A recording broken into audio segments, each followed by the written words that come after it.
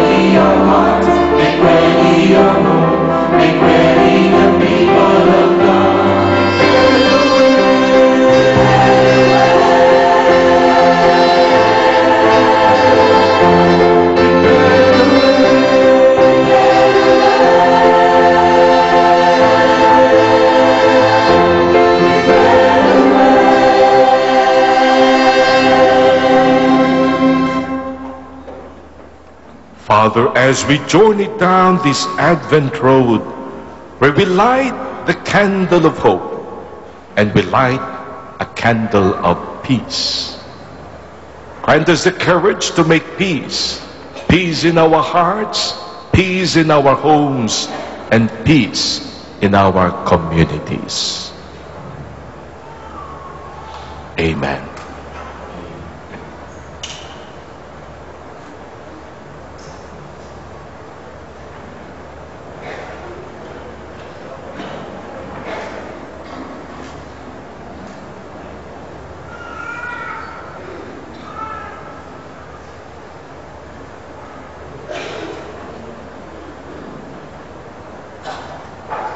We begin in the name of the Father, and of the Son, and of the Holy Spirit. Amen. The Lord be with you. And with your spirit. Isinisigaw ng ating awitin kanina, prepare ye the way of the Lord, make straight his path.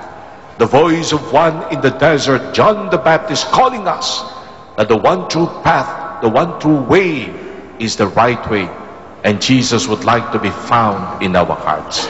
Muli sa mga pagkakataong nakapinid ang ating mga puso sa Kanya na dumarating bilang Panginoon ng kapayapaan, we ask His forgiveness.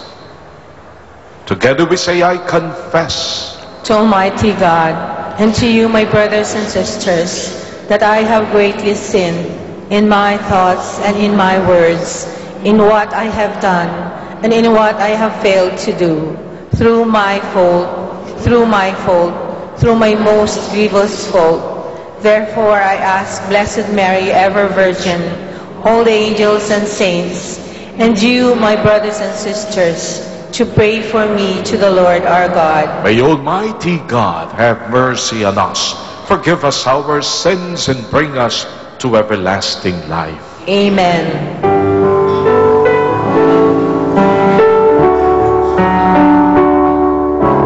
Lord, have mercy. Lord, have mercy. Christ, have mercy. Christ, have mercy. Lord, have mercy. Lord, have mercy.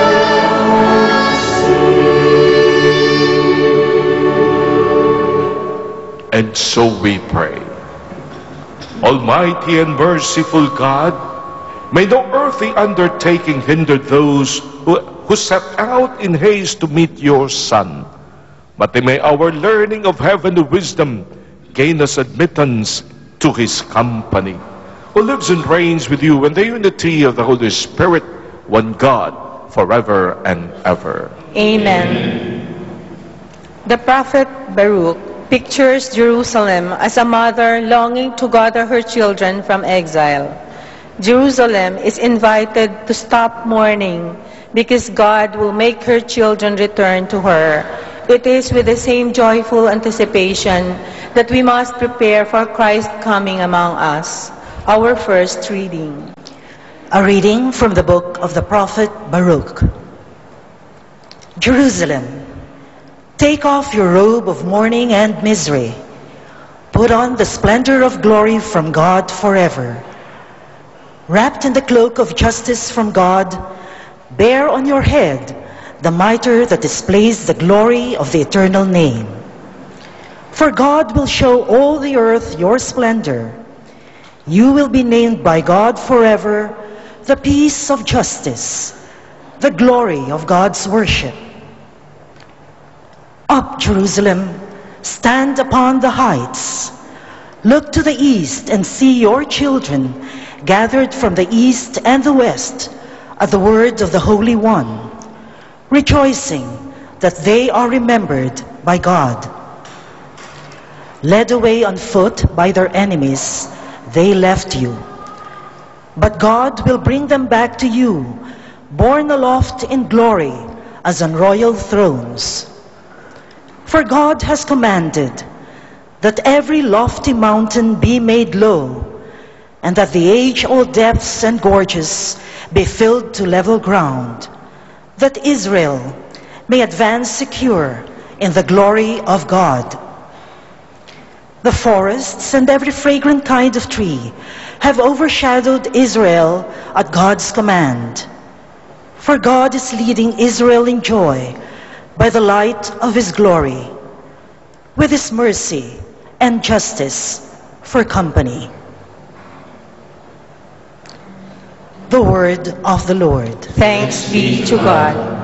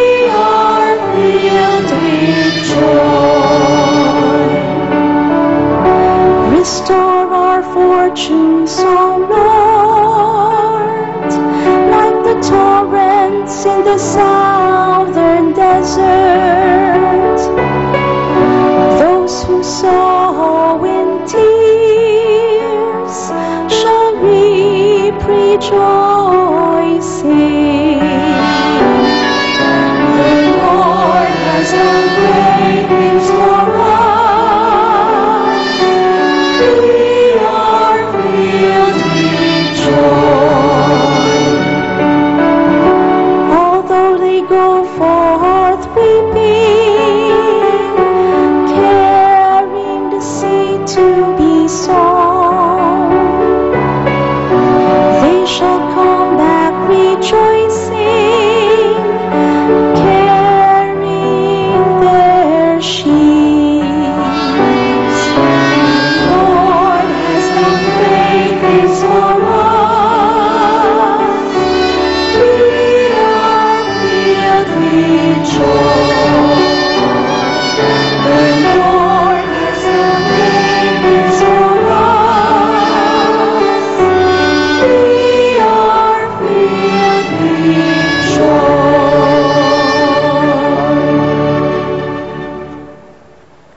the Apostle Paul encourages the Christians of Philippi to be pure and blameless for the day of Christ. The Christian faith, lived in joy and faithfulness, is the best preparation for Christ's coming. Our second reading. A reading from the letter of St. Paul to the Philippians.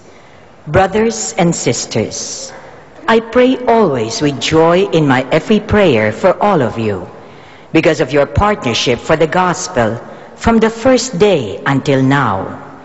I am confident of this, that the one who began a good work in you will continue to complete it until the day of Christ Jesus.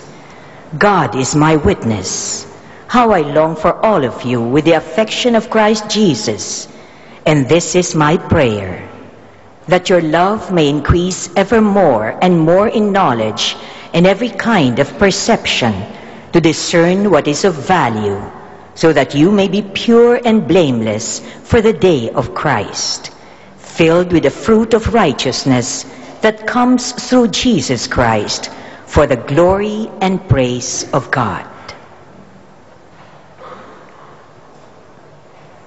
The word of the Lord. Thanks be to God. Please rise to give glory and honor to the Holy Gospel.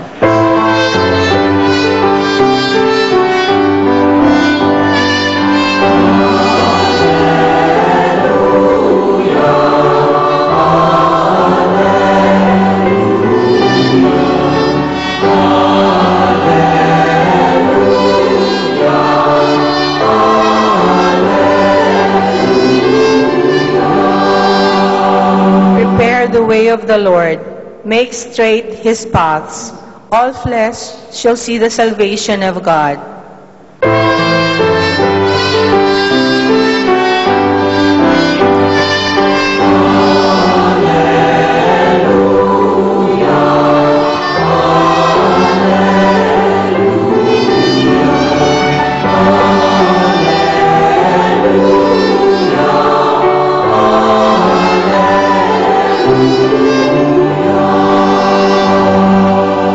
The Lord be with you. And with your The spirit. proclamation from the Holy Gospel according to Saint Luke. Glory to you, O Lord. In the 15th year of the reign of Tiberius Caesar, when Pontius Pilate was governor of Judea, and Herod was tetrarch of Galilee, and his brother Philip tetrarch of the region of Iturea and Trachonitis, and Lysanias was tetrarch of Abilene during the high priesthood of Annas and Caiaphas, the word of God came to John, the son of Zechariah, in the desert. John went throughout the whole region of the Jordan, proclaiming a baptism of repentance for the forgiveness of sins, as it is written in the book of the words of the prophet Isaiah. A voice of one crying out in the desert, prepare the way of the Lord, make straight his paths. Every valley shall be filled, and every mountain and hill shall be made low. The winding road shall be made straight, and the rough ways made smooth, and all flesh shall see the salvation of God. The Gospel of the Lord. Praise to you, Lord Jesus Christ. Para po sa ating mga Katoliko, every 25 years, the Church declares an ordinary Jubilee of Grace. Anong ibig sabihin noon? That in that particular year, the Lord will show His compassion to His people. There will be more moments of forgiveness of sins, great invitations for us to come back home to God, who is our Father. And we will feel Him embracing us, running to us, bilang tunay na amang may malasakit, may awa at habag. In 2 days' time, an extraordinary jubilee will be proclaimed by Pope Francis. Bakit extraordinary? Kasi hindi naman 25 years next year. Ibig sabihin ng 25 years, 1925, 1950, 1975, 2000. But next year is only 2016. Yet the Holy Father feels that this is a year where we have to show to the people the mercy of our God, where once more we have to tell them of a God who is not an angry God, a God who does not desire the punishment of the sinner, but a God who desires that everyone be saved. Ang kanyang ikinatutuwa is when that sinner is able to find him again and is able to live the life that the sinner truly deserves. And so this coming December 8, the Holy Father, in the name of the Church, will declare the extraordinary Jubilee of Mercy. At yan po'y matatapos next year in November 20, 2016. Ito'y special because it will be a year when we will be told that God desires the salvation of everyone. That is not a God of exclusivity. He's a God of inclusion. Lahat pwede. Kahit na ika'y makasalanan, you will always find mercy in this God. This is a great occasion when we will focus on the forgiveness and the mercy of our God. Actually, inumpisa na pong in-announce to ng Santo Papa noong March 13 pa, when he decided to tell us that his term as Pope will definitely be defined as the term of a Pope of mercy. It will also announce the opening of the Holy Door, kung saan ang bawat isang papasok after having fulfilled the requirements ay makakatanggap ng isang plenary indulgence. Pero nagdesisyon din ng Santo Papa that this time, it will not just be the door of the Vatican, but the door, cathedral door of every diocese. Kaya makakatanggap po kayo ng plenary indulgence sa mga pagkakataong iyon. Nag-present po sila ng isang logo, aywan ko kung makikita po natin sa television lamang. At doon po sa logo, si Kristo'y pangko-pangko ang isang taong nawawalang may sakit. Totoo, makikita doon ang kamay niya na mga may sugat ng kanyang pagpapako sa krus. Ngunit ang nakakatuwa sapagkat ito huy taong nakasakay sa kanya, yung kanilang mga matay nagkikita. And they are eyes that connect as Jesus looks at this man lost, as he brings him out of his darkness to bring him healing and to bring him grace. The Jubilee year, my dear friends, is a year when we are told, ang tao may pag-asa. Sa kabila ng kadilimang kanyang kinakasadlakan, in Jesus he will find light. Sa kabila ng kahinaan kanyang nararamdaman, in Jesus he will find strength. Sa kabila ng kanyang kalituhan, in Jesus he will find guidance and instruction. Sa kabila ng violence that the world experiences, in Jesus he will find peace. My dear friends, brothers and sisters, ang logo po ay meron nakasulat na mga kataga. Misericordes sicut patrem. Sicut patre. Nang ibig sabihin, merciful like the Father. Because ito po'y paanyaya sa ating pong lahat. Misericordes sicut pater.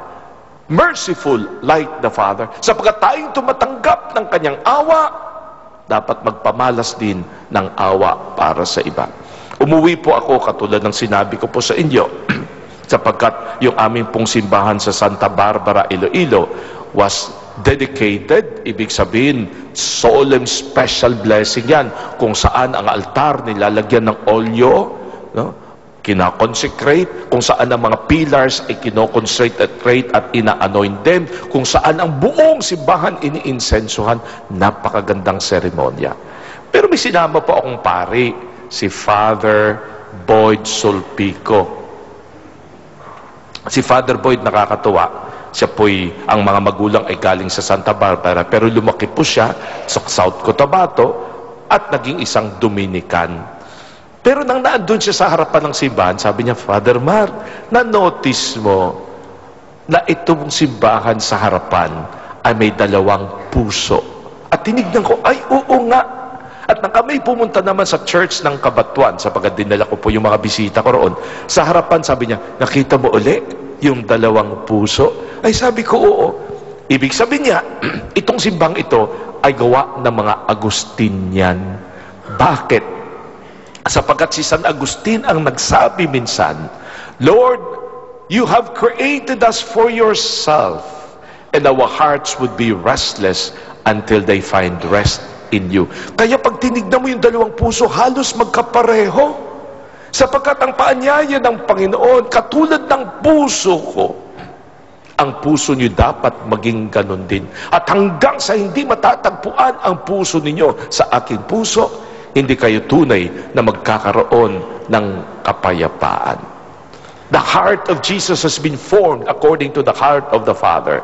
And more than anything else, it is the heart of one who is merciful. Kaya ang isang Kristiyano, pag hindi ka pa natutong maging maawain at mahabagin, mga kapatid, may malaki tayong problema. Ang tunay na pagiging Kristiyano, ibig sabihin na natututo ka na tumingin sa iba, lalong-lalo na sa mga walang-wala. And your heart reaches out to them in mercy and in forgiveness. My dear friends, brothers and sisters, the Jubilee year is indeed a wonderful invitation for us to seek for that heart again, to find rest in the heart of Jesus, and to be like Jesus, merciful and loving. Lumang kwento, but it's worth repeating today. Alam niyo po, pag ikaw ay tunay na nakaramdam na mayroong isang Diyos na habag, ng habag at awa, at pag tinanggap mo to na kailangan mo, natural dapat sa iyo na magiging mahabagin din.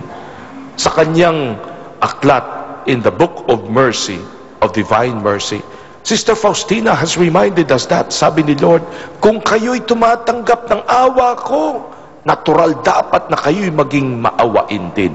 Because the moment you are that, there is something that changes in you. Alala niyo tong kwentong to. Isang mama ang pumasok sa isang shoe store sa Amerika. Obvious, mamimili siya ng sapatos. Nang siya'y nakaupo na, pagkatapos pumili ng sapatos na gusto niya, biglang napatingin siya doon sa show window. Nagkaroon siya ng interest na tignan sapagkat mayroong isang batang maliit doon na ang mukha'y halos nakadikit na doon sa glass ng show window at nakatitig doon sa dalawang sapatos na nakadisplay. Kitang-kita sa mata ng bata yung interest. So tinawag nitong mamang ito, yung mga nagbebentor, who is this boy? Oh sir, almost every day po yan pumupunta rito. And every day nakasalampak ang mukha niyan doon po sa salamin habang tinitignan yung sapatos na nakadisplay. Obvious, gustong-gusto niya. Eh sir, tinitignan nga namin that he really needed it because warak na yung mga sapatos niya. Sir, wala namang po kaming pambili. Medyo mahina po ang aming sweldo. Gusto man namin, hindi kakayanin.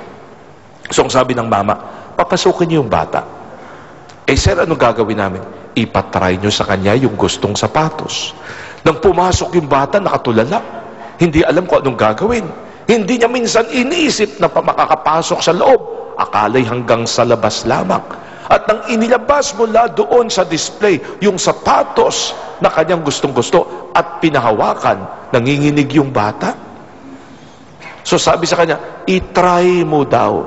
Sabi pa nung mama, bilhan nyo na rin ng mga medyas para maging maayos na. Hindi makapagsilata yung bata. And as he tried, pinalakad-lakad pa siya to see whether the shoes indeed fit him. Kumasya. So ang sabi ng mama, sige, babayaran ko na. So pumunta siya sa counter at binayaran. Yung bata nakaupo pa rin, nakatulala. As the man finished paying, he just looked at the boy and then he smiled. And then he decided to go. Naandun na siya sa labas nang humabol yung bata. At pagkahabol sa kanya, hinatak yung kanyang damit. Sir, are you God? Are you God?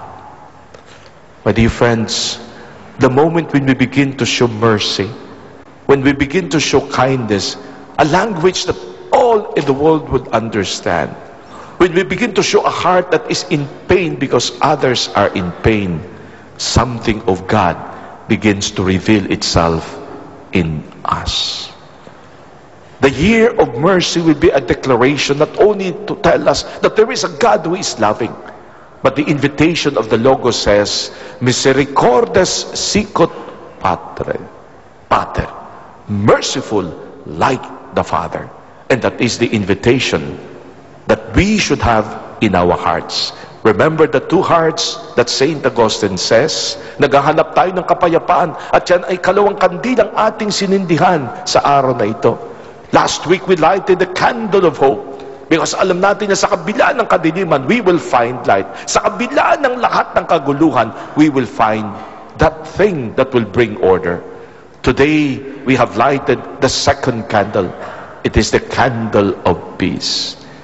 And the Lord tells us through Sister Faustina, the world will not find peace unless it goes to the font of my mercy. Where after drinking from the font of mercy, like the Father, we too will become merciful. 2 days away, that declaration will be made by the Holy Father. December 8th, the call for mercy is a call that is going to be universal.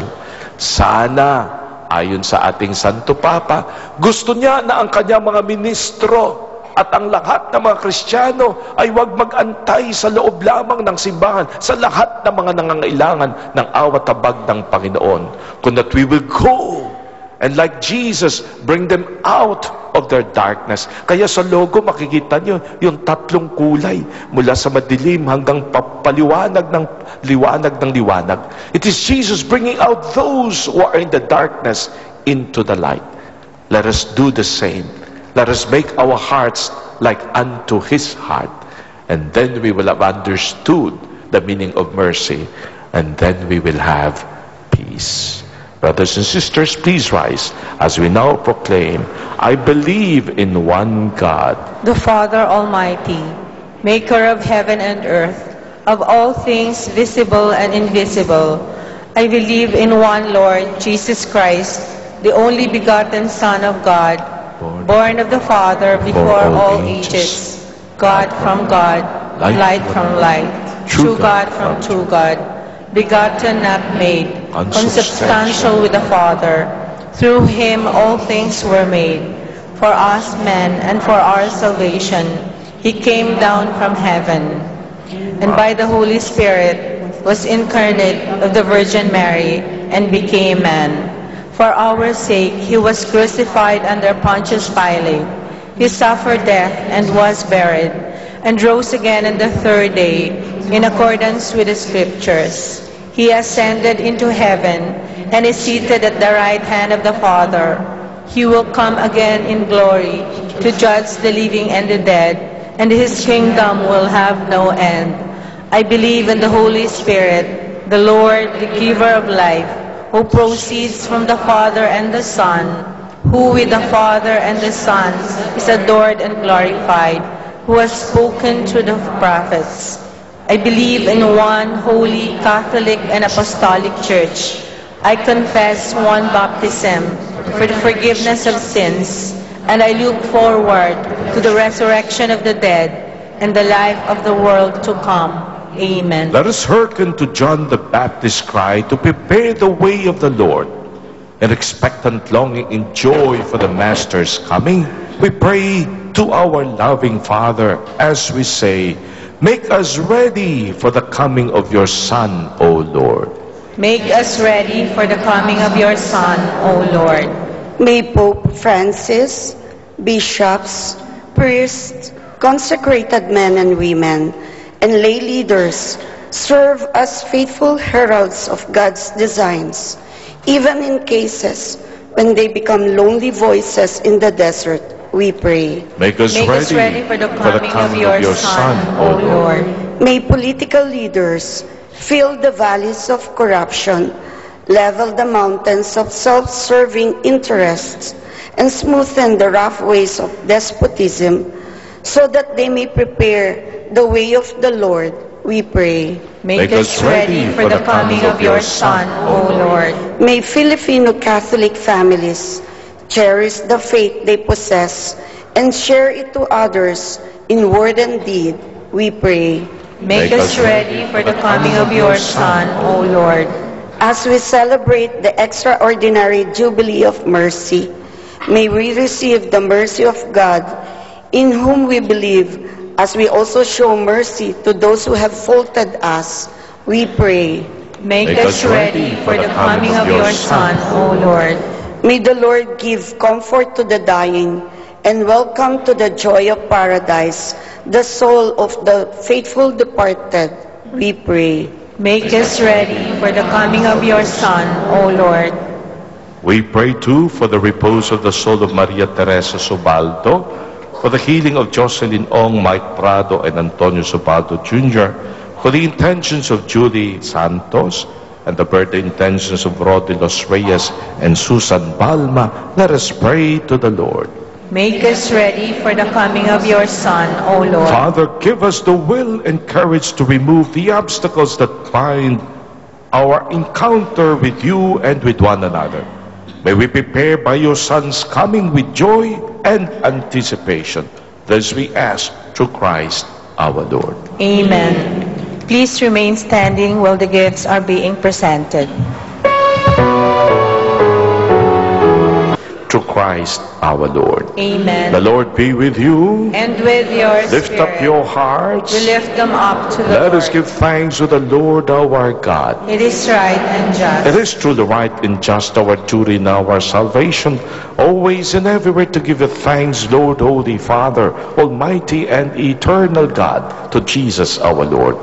For he assumed at his first coming the lowliness of human flesh, and so fulfilled the design you formed long ago, and opened for us the way to eternal salvation. That when he comes again in glory and majesty, and all is at last made manifest, we who watch for that day may inherit the great promise, and which now we dare to hope. And so with all the angels and saints, we proclaim your glory as we sing.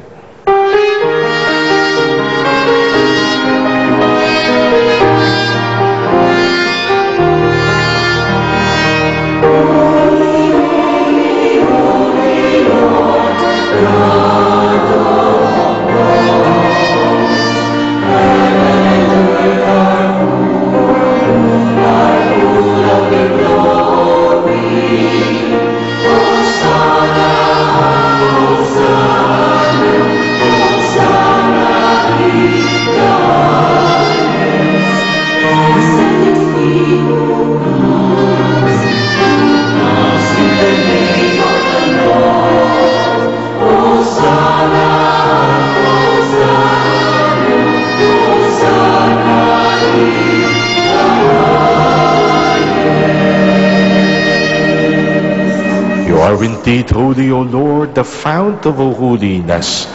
Make holy, therefore, these gifts, we pray, by sending down your Spirit upon them like the dewfall, so that they may become for us the body and blood of Jesus Christ our Lord.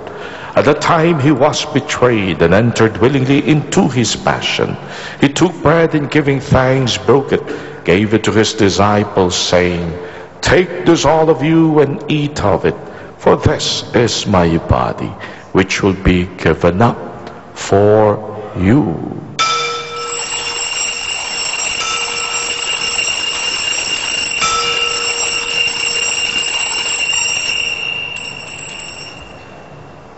In a similar way, when supper was ended, he took the chalice, and once more giving thanks, he gave it to his disciples, saying, "Take this all of you and drink from it, for this is the chalice of my blood, the blood of the new and eternal covenant, which will be poured out for you and for many for the forgiveness of sins. Do this in memory of me."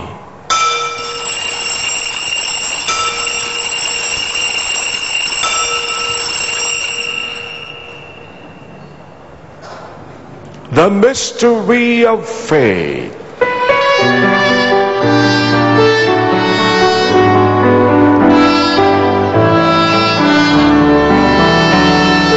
When we eat His bread and drink His blood, we proclaim Your death, O Lord, until You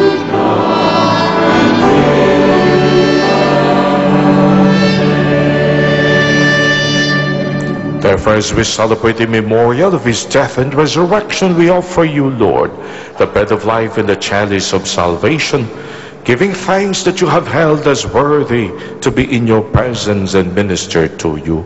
Humbly we pray that partaking of the blood and blood of Christ, we may be gathered into one by the Holy Spirit.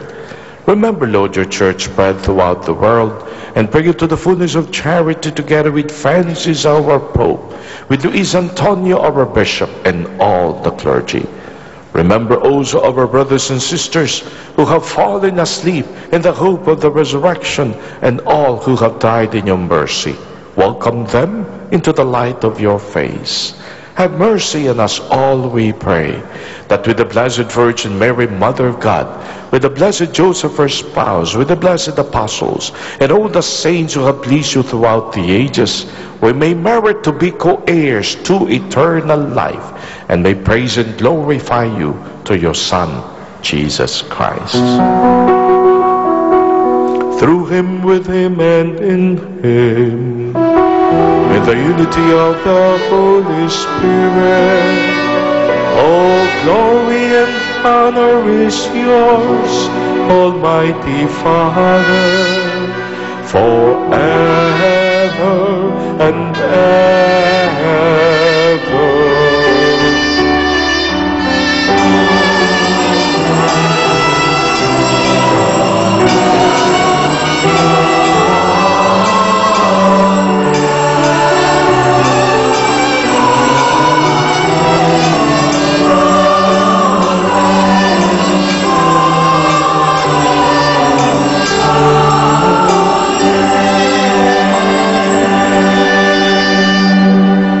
We have a merciful Father, a compassionate God, who is not happy with the condemnation and the punishment of a sinner. Let us call upon Him now, as we ask that we may have His heart, the heart of His Son, compassionate and merciful as well.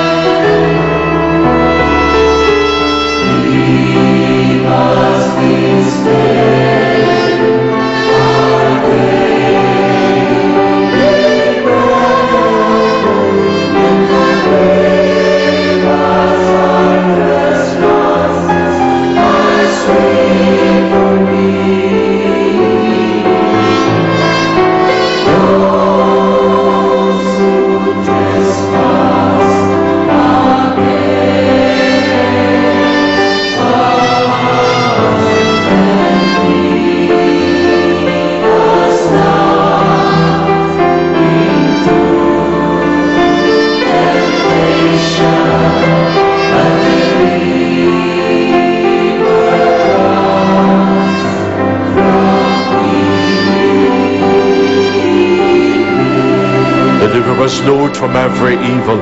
grant us peace in our day.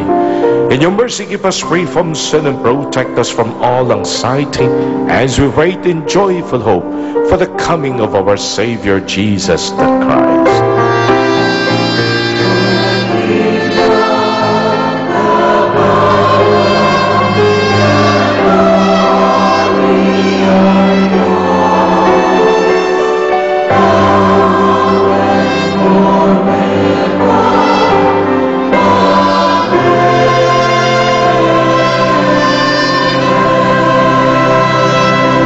Jesus Christ, who said to your apostles, "Peace I leave you, my peace I give you," look not on our sins, but on the faith of your church, and graciously grant her peace and unity in accordance with your will, who live and reign forever and ever. Amen. The peace of the Lord be with you always. And with your spirit. Sobra ko naantig dun sa kwento ng bata. The moment our hearts become like the hearts of Jesus, merciful, something of God appears in us. Are you God? Tignan mo nga yung katabi mong yan. Kung nagmumukha ng ala Diyos. Only when we begin to touch others with kindness and with love, really God becomes present. We share with each other the peace of the Lord. Peace be with you.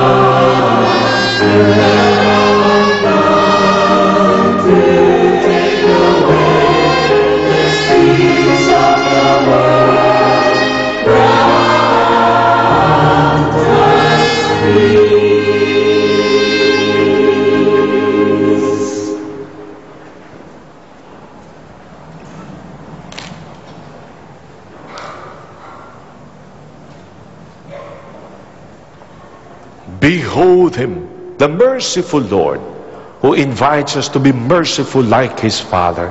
Happy are we who come to receive him. Lord, I am not worthy that you should enter under my roof, but only say the word, and my soul shall be healed.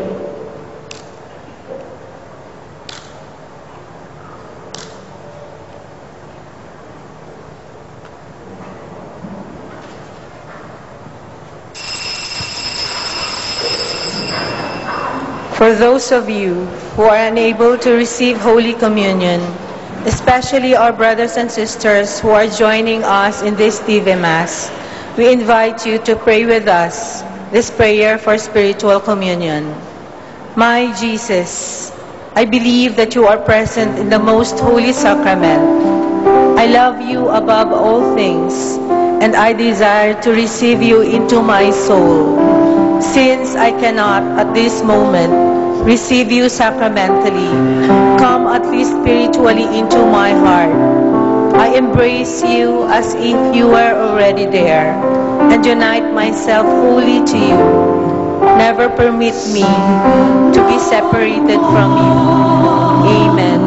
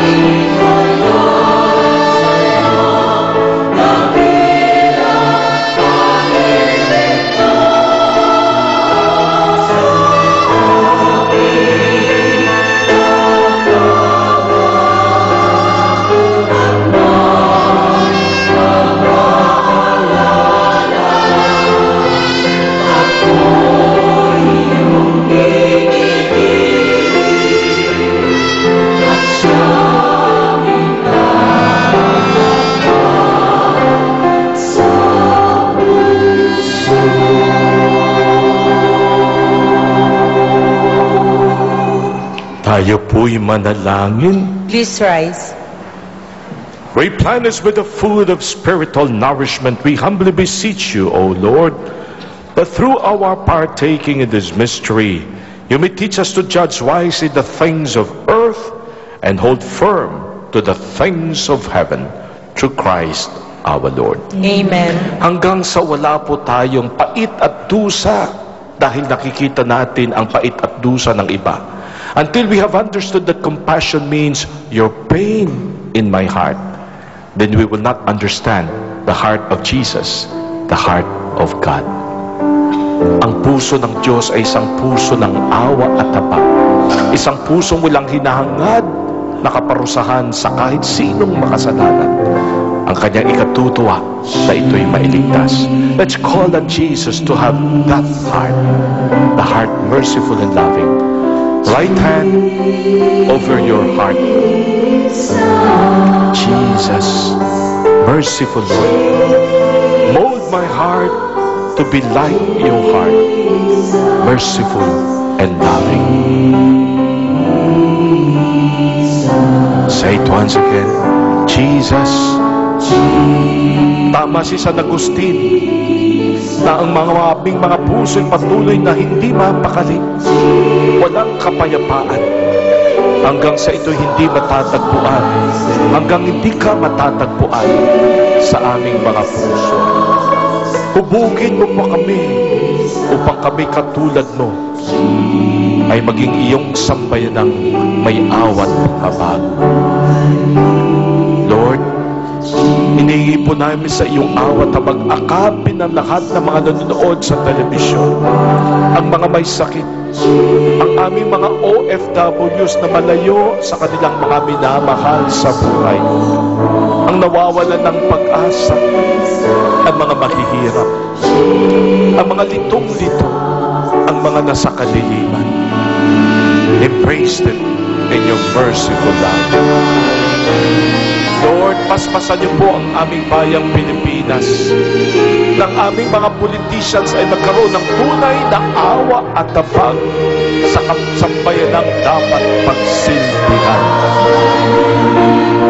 Akapin mo ang mga ministro ng iyong simbahan, that they will always proclaim, not only by words but by their lives, that you are a God, compassionate and merciful. Oh Jesus, make our hearts like unto thine. Oh Jesus, show us your mercy.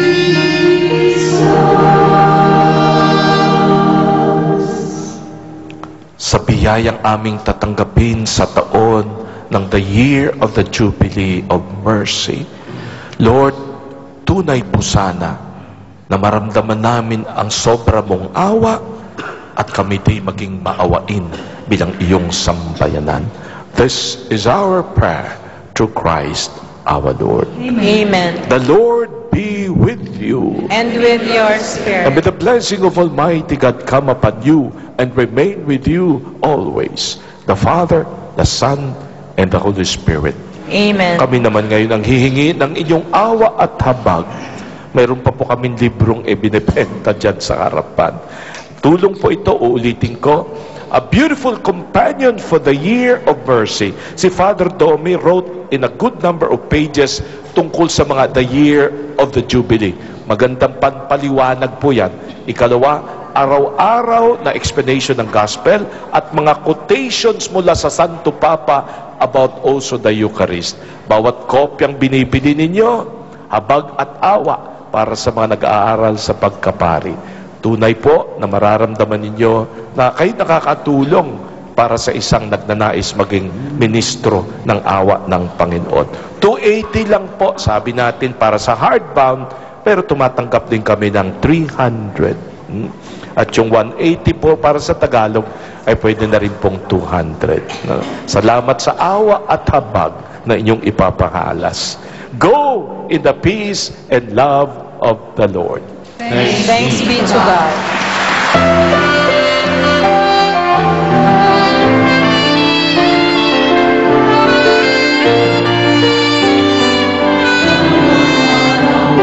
Iwana